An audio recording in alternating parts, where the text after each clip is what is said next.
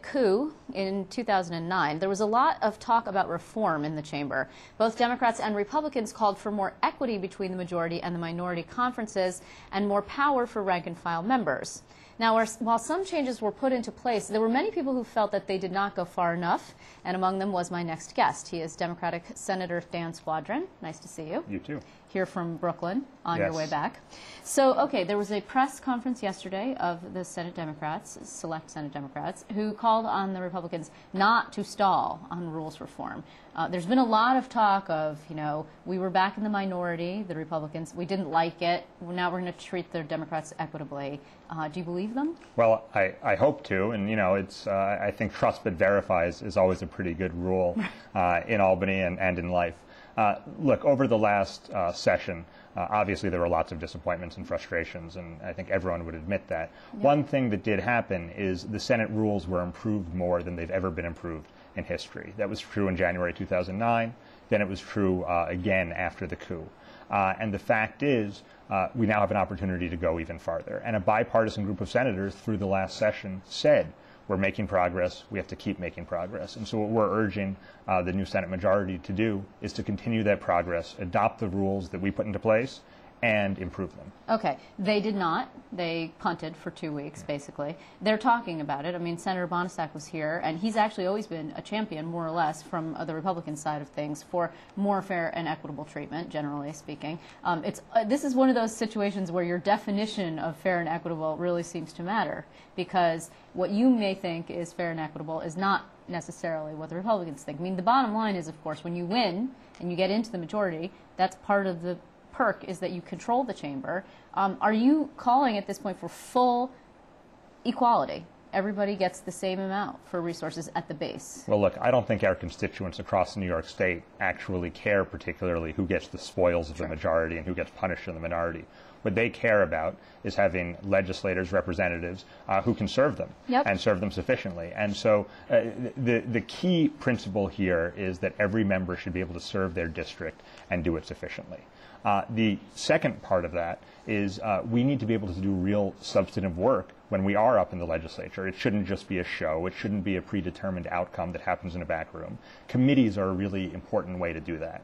And having the ability, both for the majority and the minority party, to have a real influence in the committee process serves the people well. But what's funny about that is that when there were actually, one might say, a small d democratic process, when we saw those things happen in the Senate over the last 2 years, we were like, oh my God, dysfunction, what's going on? Because bills actually failed on the floor of the Senate. We had never seen that before. We didn't see it very rarely, right? And you were actually, as the Democratic majority, lambasted because you could not get the trains to run on time. And now you're saying actually that was a good thing. I think too often there's a culture in Albany where letting the trains run on time or the exercise of absolute power is held up above democratic process with a small d, above a real deliberation and policies getting out there. Look, democracy can be messy.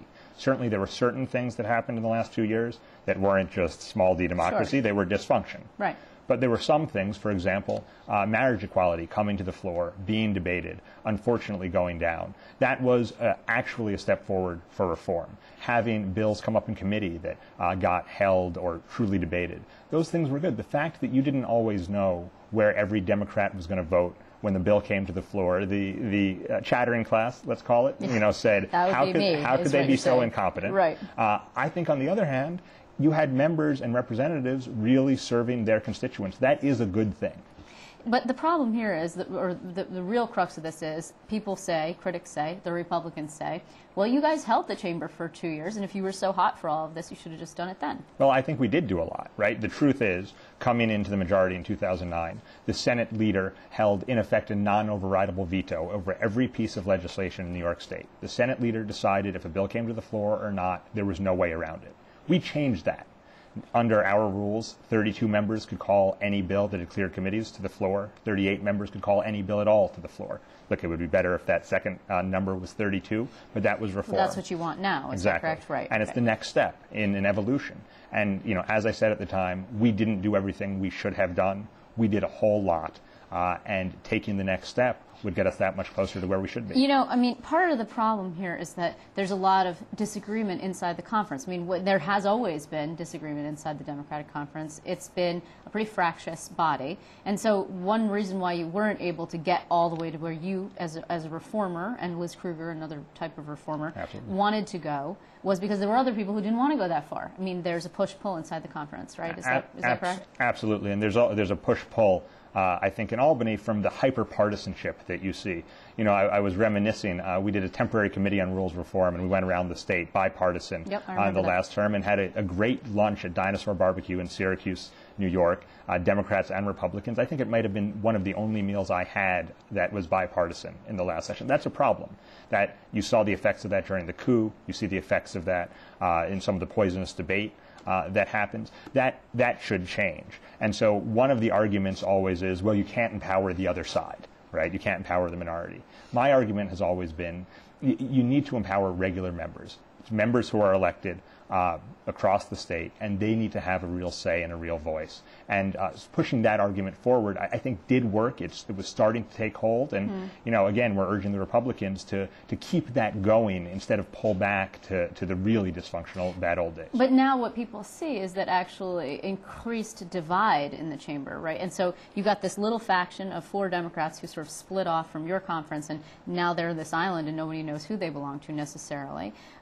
Doesn't that make things even more difficult? In other words, how does it work? Where does it fit into your puzzle? The Republicans, you say, let's empower members. You just mean any member, whoever that person might be. But then you have a question of, where do those people caucus? Do they get member items? Who gives them offices? John Sampson told me last night it should be him.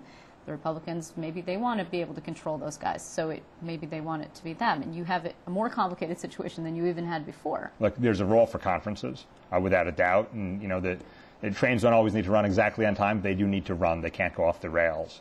And my view is, by tradition, when you look at two-party systems across the country, across the world, having 2 caucuses, a majority and a minority, tends to be the best way to have things work. Otherwise, sometimes what you have is you have a majority party that co-opts the minority as well, and then you don't have any debate.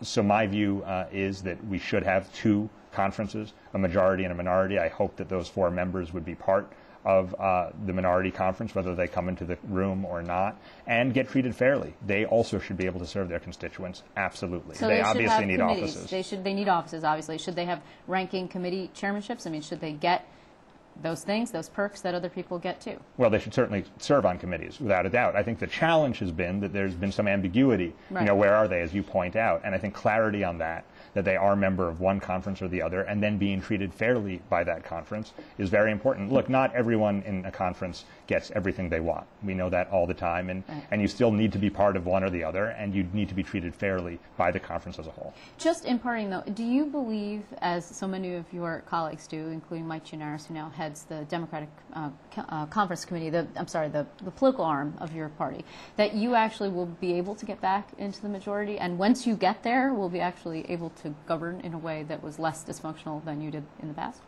Absolutely, we're going to get back to the majority. I think if you look at the state, if you look at, certainly with a fair redistricting process, there wouldn't be a question. But we don't know that's going to happen. I think even without that, if you look at the state, if you look at what happened in the 2006, 2008, and 2010 elections, there's no question the trend is towards a Democratic state Senate.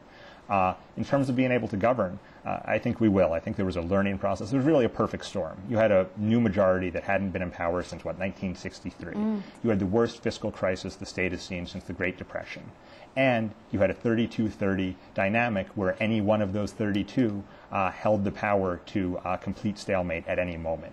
Those 3 pieces together won't be recreated.